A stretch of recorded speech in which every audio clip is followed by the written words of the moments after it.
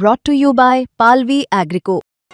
पालवी ॲग्रिको, भारताचा पहिला AI तंत्रज्ञानावर आधारित B2B आणि B2C ई-कॉमर्स प्लॅटफॉर्म. शेतीसाठी जे काही लागणार थेट तुमच्या बांधावर पोहोचणार, मोबाईलच्या एका क्लिकवर. आता डायरेक्ट पालकमंत्र्याच्या घरात आता घुसायचंच आम्हाला बिलकुल.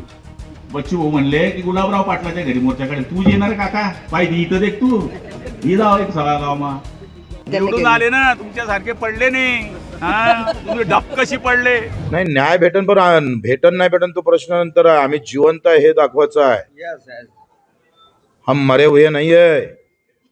आम्हाला तुम्ही आळा तुमचं काय केलंय, तुम्ही आमचं शेतकऱ्याचं शरीरानं शेतकरी ठेवला आणि डोक्यात तुम्ही हिंदू मुस्लिम ओबीसी मराठा SC दलित आदिवासी करून टाकलाय. दिसाले फक्त शेतकरी पण डोकं मात्र सगळं धार्मिक. हे काढणार आहोत आम्ही. आणखीन कोणत्या ठिकाणी मोर्चाचं आयोजन आहे पुढच्या? आता तर काय, आता सुरुवात झाली, अभी तर हे सुरू आहे. आता तर आम्ही गेट तोडूनच इकडे आलो. आता डायरेक्ट पालकमंत्र्याच्या घरात आता घुसायचंच आम्हाला बिलकुल. परवाच करायचे नाही. सगळ्या जिल्ह्यामध्ये 200-300 हजारो शेतकरी असे निघणार. फिरूच देणार नाही यांना. बोलले कसे पोपटासारखे. आता का शेपूट बोलायला लावत आहे.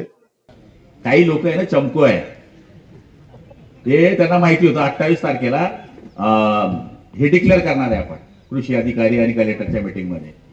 तर त्यांनी तो मोर्चा बरोबर ते असता आम्हाला काढला. म्हणजे कसं हाड्याचं बस दंड चमुडणं. अरे बाबा उन्मेष दादा, तू 5 वर्ष खासदार होता, ती बोंब पडली तुझी रे. कुठे चाला नाही बाबा तू. आता काय शेतकरी सांगतोय मोर्चे पिरचे, तो तुमचा धंदा नाही, तो आम्हाला धंदा आहे. आमचा धंदा आहे. आम्ही शिंगाडे काढत 10-20 लोक आहेत का.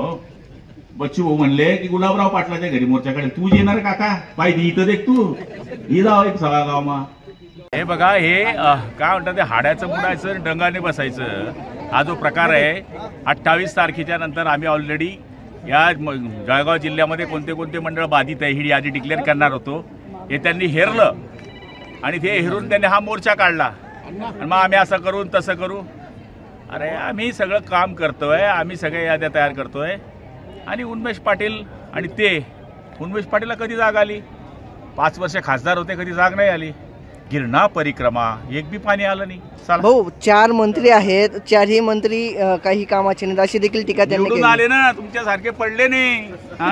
तुम्ही डब कशी पडले.